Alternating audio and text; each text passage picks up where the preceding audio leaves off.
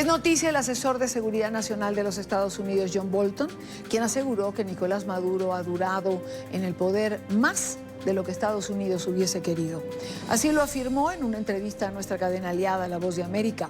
El funcionario expresó que aún con la estrategia diplomática y la presión económica, el régimen madurista continúa al frente del Ejecutivo gracias a la presencia de cubanos en el territorio.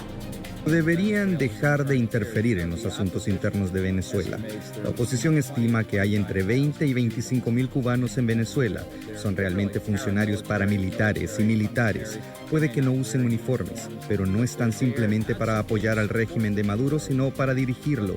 Y haría esta predicción. Si esos 20 a 25 mil cubanos se fueran a casa al mediodía, hoy, a medianoche, Maduro ya no estaría en el poder. Los militares, si tuvieran el liderazgo adecuado, apoyarían a la gente. En cambio, Maduro confía en los cubanos. Confía en estos colectivos que son bandas de matones en motocicletas pagadas y organizadas por los cubanos. Este no es un régimen legítimo. Este no es un régimen que cumpla con la constitución que Hugo Chávez escribió para Venezuela. Es noticia la confluencia de grupos asociados al terrorismo internacional en Venezuela. De esto se ha venido hablando en los últimos tiempos. ¿Quiénes son? ¿De qué manera se interrelacionan? ¿Cómo hacen vida en Venezuela? Es el tema para nuestro próximo invitado que nos acompaña hoy en el estudio. Quiero saludar a Joseph Umir, experto en seguridad y amenaza transnacional, director ejecutivo del Centro para una Sociedad Libre y Segura. Joseph, bienvenido, buena tarde. Buenas tardes, gracias, Idania. No, gracias por acompañarnos. Ese planteamiento que hacía por ahí creo que es un buen punto para comenzar nuestra conversación de hoy.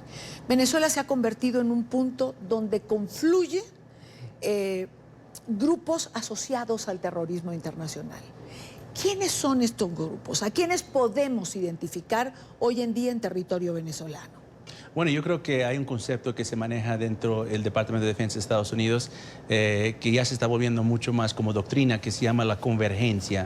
Y es la convergencia entre grupos de terrorismo internacional con grupos de crimen organizado transnacional.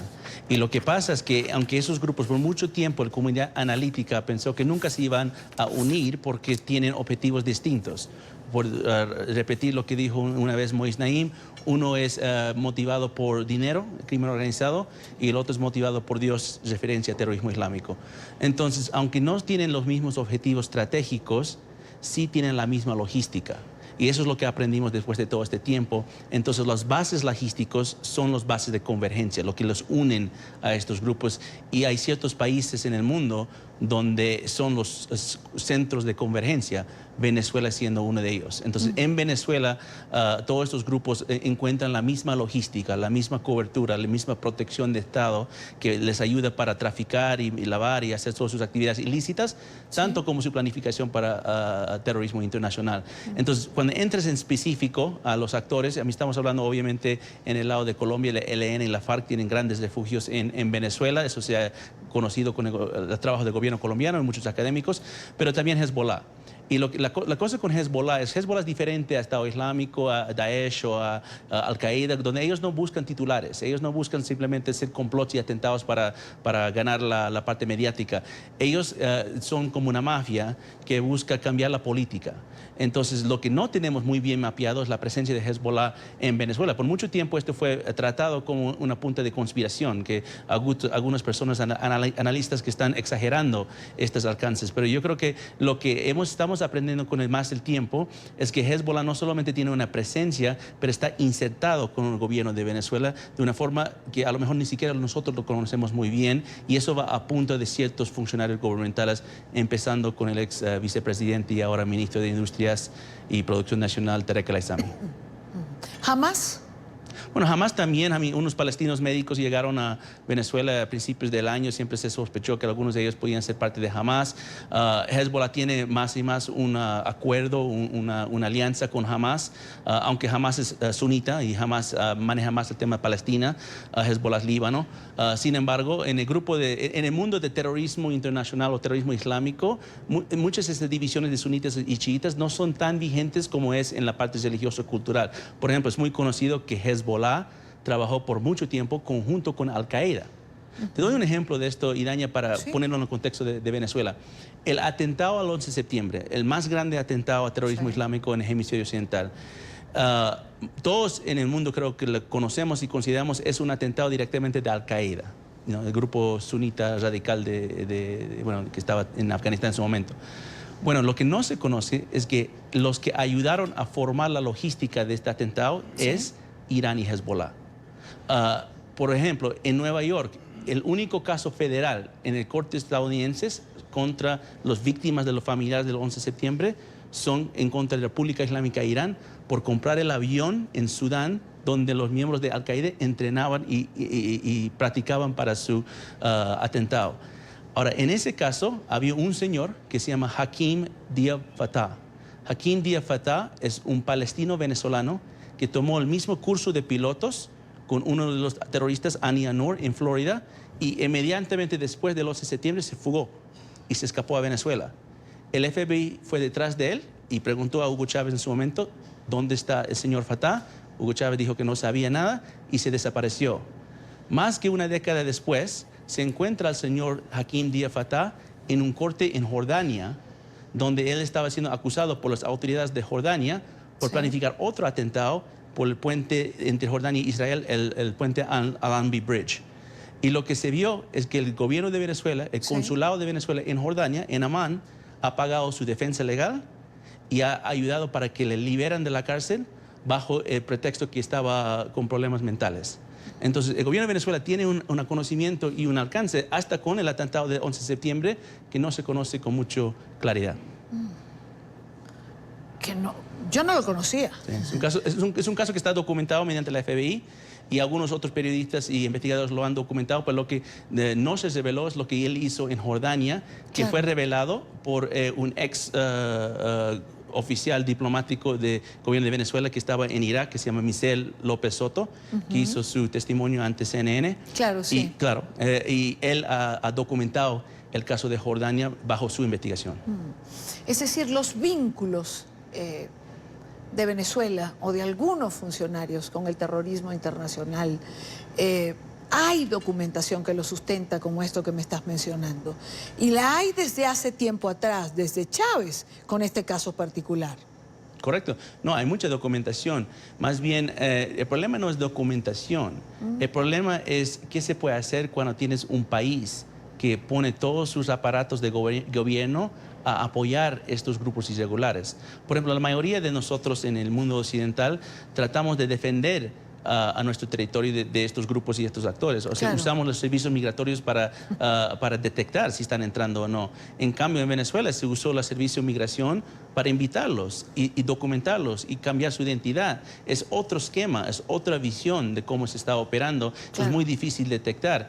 En el caso de esto, yo creo que una de las cosas que creo que se debe aclarar con el público y con toda la audiencia es que lo que fue la documentación por parte de Saime a los presuntos miembros de Hezbollah y otros grupos radicales de Medio Oriente, no era solamente entregar o vender pasaportes y documentos, era construir identidades completas. Entonces, hay casos donde tienes individuos, sujetos que tienen documentos de identidad, tienen pasaportes, cuentas bancarias, cuentas propietarias, hasta certificados de nacimientos en algunos casos. Yo creo que lo has definido de una buena manera. Se usa para construir una identidad. No es solamente un pasaporte, no, es construir una vida que respalde esa identidad que aparece en ese pasaporte. Una vida artificial. Claro, porque es imposible que una persona nació en dos lugares del mundo al mismo tiempo, que tiene dos. Y lo que pasa es que hay personas en el Medio Oriente que están completamente documentados como venezolanos y nunca han pisado Venezuela, ni siquiera hablan español, y aparecen en México, aparecen en Canadá, aparecen en Europa. Y tienen todo un cuento de que son venezolanos y no son, y ni siquiera han visitado Venezuela. Claro. Eso es una preocupación mayor. Muchos preguntaron cuando nombraron a Tarek El Aissami, cuando hicieron la alerta sobre Tarek El Aissami sobre ICE.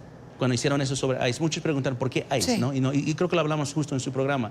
Bueno, es que ICE tiene este trabajo, tiene el trabajo de verificar la identidad de personas que están migrando para asegurar que no están siendo una fachada, una cobertura. Claro. Entonces, Ahora, Joseph, es todo esto tan complejo. ¿Cómo se interrelaciona el régimen con estos grupos? Es decir, ¿Maduro tiene relación con todos o, como el caso de Tarek El Aissami, hay funcionarios particulares que están vinculados a uno y a otro? sí. No, Maduro más que todo yo lo veo como una figura política. No, es alguien dentro del proceso revolucionario de Venezuela que entiende la revolución, entiende los esquemas, entiende la estructura, pero no lo lidera. Él no lo construyó y él no lo está liderando. Es más, Tarek El Aissami tiene otras habilidades que Maduro nunca lo va a poder tener. Porque cuando miramos a Venezuela, lo que se mira mucho en el lado de redes clandestinas, porque podemos entender que hay grandes redes clandestinas dentro del territorio de Venezuela, miramos más las redes clandestinas vinculadas al comunismo, ¿no? En los centros, en las universidades académicas y hasta en la prensa. O sea, grandes personas de ideología comunista que han entrado de Cuba, de otras partes, de Foro Sao Paulo. Esa red es muy conocida y a lo mejor Maduro se identifica mucho con ello. Pero hay otra red clandestina que yo diría es más grande, más poderosa y controla más territorio venezolano, que es la red clandestina que viene del mundo árabe. Y eso Tarek El Aissami tiene más conocimiento porque él es parte de esa red, él es parte de esa migración, parte de esa historia. Él mismo no se migró a Venezuela, pero su papá sí, y su abuelo también. Entonces, él conoce muy bien la red clandestina que existe en el Líbano, en Siria, en Jordania, y sabe cómo eso se conectó mediante la migración con Venezuela. Esto lo tiene claro Estados Unidos, por supuesto. Mira, yo creo que no digamos, lo tiene tan claro. Lo está. Me refiero a Tarek El Aissami en particular. Mira, yo creo que Estados Unidos está aprendiendo mucho y se está dando cuenta que Venezuela es un caso mucho más complejo de lo que se pensó, digamos, en 2017 cuando se empezó las estrategias. Sin embargo, yo no quiero que la audiencia piense que Estados Unidos tiene un panorama completamente terminado sobre Venezuela y ni siquiera sobre Tarek El Aissami. Se conoce que Tarek sus actividades ilícitas, se conoce que es un hombre poderoso, se conoce sus actividades que está haciendo en el mundo de Medio Oriente, pero lo que no se conoce es qué significa su apellido, qué significa su nombre familiar, ¿no? Como su tío abuelo, es un señor que se llama Shibli al-Aissami. Shibli al-Aissami era el cofundador del partido Baas en Siria. O sea, cuando se fundó el partido Baas en Siria, eran dos personas, Michel Aflaq y Shibli al-Aissami. O sea, la familia de los al-Aissamis en Siria son una familia muy potente y poderosa que ayudó a formar la estructura de poder y las redes clandestinas para que Hafez al-Assad llegue al poder, que es el papá de Bashar al-Assad. Esas partes Estados Unidos conoce, pero no lo tenemos completamente claro, digamos, porque es muy oscuro. ¿Ese es el poder de Tarek El Aissami dentro de Venezuela? ¿Dentro de la estructura del régimen? Ese es el poder de Venezuela, ese es el poder del régimen bolivariano, la revolución bolivariana. La revolución bolivariana está construido en base de la modelos de insurgencia del partido Baas en Siria. O sea, lo duplicaron. Yo sé que muchos piensan que esto es toda una estrategia cubana. Y yo no quiero despreciar la presencia cubana, que es altísimo y tiene gran influencia, especialmente en el mando militar. Eso no quiero ser claro con el mensaje que los cubanos están en Venezuela y están haciendo muchas actividades para apoyar el régimen. Pero no son los únicos, ni son tampoco los que sustentan al régimen. Y no son los estratégicos. Los ponemos a pensar, ¿qué pasó en Cuba? Era una guerrilla que atacó al gobierno y lo capturó a la fuerza, con emboscadas. Sí. En los años 60, ¿qué se hizo en Venezuela? Lo mismo, usando la Fuerza Armada de Liberación Nacional y otros grupos irregulares para atacar las Fuerzas Armadas de Venezuela, al punto donde se encarceló los líderes del Partido Comunista Venezolano. El que les fugó de la cárcel era un refugiado sirio que se llama Simón el Árabe, o Nehemet Chagin Simón, y él lo que hizo es cambió la trayectoria de esta revolución. Dijo, deja de hacer lo que hacen los cubanos. No funcionó en Angola, no funcionó en Bolivia. Haz lo que hicimos en el partido Baas en Siria. No atacan los militares, infíltralo. y usa a los militares para capturar el poder. Es una diferente estrategia. No usa guerrilla, usa insurgencia. Y Cuba no es el componente más estratégico insurgencia. Por eso tenemos que entender esas diferencias y ser preciso con el rol de cada actor externo, porque si no entendemos exactamente los conceptos que estamos mirando, nunca la vamos a poder solucionar. Ahora, Joseph, hemos hablado de la presencia del terrorismo internacional en Venezuela, del crimen organizado. ¿Qué pasa cuando confluyen estos dos elementos con un régimen revolucionario? Claro. Con una estructura como la que opera en Venezuela. Mira, esa es una excelente pregunta, porque eso es justamente lo que estoy haciendo aquí en Colombia, lo que estamos estudiando conjunto con la Escuela de Guerra, la Escuela de Defensa Nacional de Estados Unidos. Estamos haciendo estudios académicos para aplicar conceptos académicos a lo que se está pasando en Venezuela. Y lo que se va, tengo un amigo, un colega que es a lo mejor conocido al público, y yo sé que conocido a usted y Dania, que se llama Douglas Farah. Douglas Farah hizo un excelente estudio mapeando las redes ilícitas de Venezuela que están conectados con la región y hasta con el mundo internacional. Y él ha usado un término que se llama un Estado criminalizado, ¿no? Que yo creo que es adecuado en muchos casos. Pero Venezuela es mucho más que un Estado criminalizado, por justo lo que dijiste. Porque ¿qué pasa cuando este Estado criminalizado se encuentra con un proceso revolucionario y llega a integrar todo el Estado? Yo creo que hay otros conceptos que tenemos que usar. Uno que estamos usando en mi centro se llama el Estado paralelo. ¿Y cuál es la diferencia? Un Estado paralelo es cuando una subestructura crece en poder tan grande que tiene más poder que la estructura oficial. Entonces nosotros como el occidente, cuando miramos a Venezuela, miramos a presidente, ministros, generales, almirantes y pensamos que esa es la estructura de poder. Pero el Estado paralelo puede usar cívicos, puede usar narcotraficantes, puede usar terroristas, puede usar lo que sea, porque es más dividido en función de geográfico sobre territorio que en función gubernamental de ministerios. Entonces Venezuela cambió mucho tiempo atrás de ya no ser tan vinculado a la función gubernamental, pero más bien territorio geográfico. Si miras las propias Fuerzas Armadas, no está dividido en Armada, Ejército, Fuerza Aérea, está dividido en zonas, regiones y áreas, ¿no? Y eso es una parte asimétrica, es porque no están poniendo dinero en las herramientas mediáticas que tiene el Estado para construir narrativas que va a desmantelar la ideología y los mensajes de estos regímenes y revoluciones.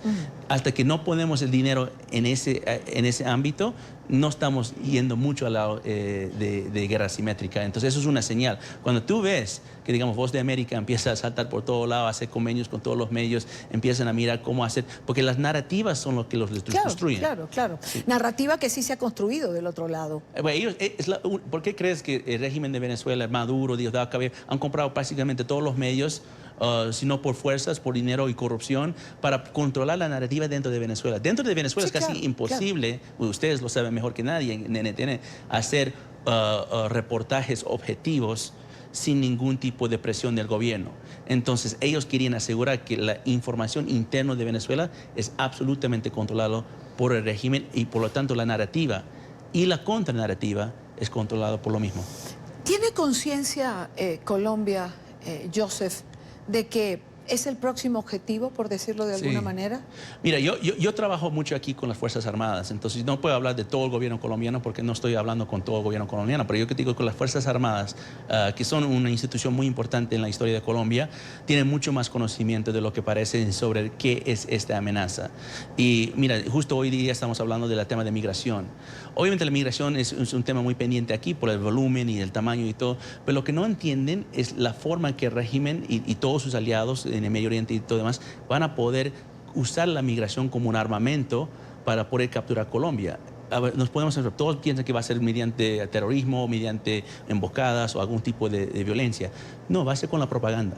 Va a ser con la habilidad de construir narrativas para poner los colombianos contra los venezolanos, para poder a dividir la sociedad y debilitar la identidad colombiana, porque el propósito es borrar la frontera con Colombia y una de las formas de hacer eso es quitar la identidad que es ser colombiano. Si miras a Cúcuta ahora mismo, es muy difícil saber quién es venezolano y quién es colombiano, porque muchos son doble nacionalidad y muchos se identifican por los dos lados. Y vas a otras partes de América Latina, tipo frontera, hay personas que son paraguayos, brasileños y argentinos al mismo tiempo. Sí, claro. Y la identidad es lo que hace en Colombia. Aunque yo sé que hay una historia y tradición y en algún momento en la Gran Colombia eran el mismo país, pero Colombia decidió ir a una dirección. Venezuela decidió ir a otra. No son el mismo país ya y la soberanía colombiana tiene que ser defendida y los migrantes, aunque son bienvenidos, tienen que asimilar a lo que es ser un colombiano en Colombia. Joseph Umire, experto en temas de seguridad y amenaza transnacional. Uno escucha a Joseph hablar y no puede dejar de aterrarse, por decirlo menos. Sobre todo cuando se llega a la conclusión o a pensar, si no quieren ponerlo tan determinante como conclusión, de que para salir del régimen en Venezuela falta mucho, Joseph. Eso no es mañana. Sobre todo después de escuchar hablar del Estado paralelo y de la estructura que ha ido tejiéndose por debajo de eso que está a simple vista. Sí, es una tarea muy difícil, pero no es imposible. Hemos derrotado a estados paralelos en el pasado. Los nazis de la Alemania era una estructura básica de esto. Y esto es mucho más complejo porque muchos años y tecnología y globalización han pasado. Claro. Pero los nazis fueron también tratando de hacer el mismo tipo de esquema de conquista mediante propaganda y otros, y bueno, en guerra en el final con ellos. Yo creo que esto es un reto difícil, pero no imposible, pero tenemos que mejorar nuestra conciencia y conceptos de lo que estamos mirando y dejar de ser simplemente muy básicos con terrorismo o crimen organizado o mafias o narcos. Esto es algo que tiene más que ver con revoluciones. Joseph, gracias como siempre por acompañarnos, gracias por estar aquí, por tu tiempo sobre todo. No, gracias a ti, Daña. Gusto. Primera pausa en la tarde. Después de escuchar todo esto, uno casi que no puede dormir tranquilo. Pero como bien decía Joseph Umire, hay que tener conciencia de las cosas para poder buscar una solución. Vamos al corte, regresamos en breve con más información y vamos a Estados Unidos y al tema económico, a ese temor por la presencia o por el resurgimiento de una recesión. ¿Cómo está la economía hoy en día? Alberto Bernal nos acompaña, ya venimos.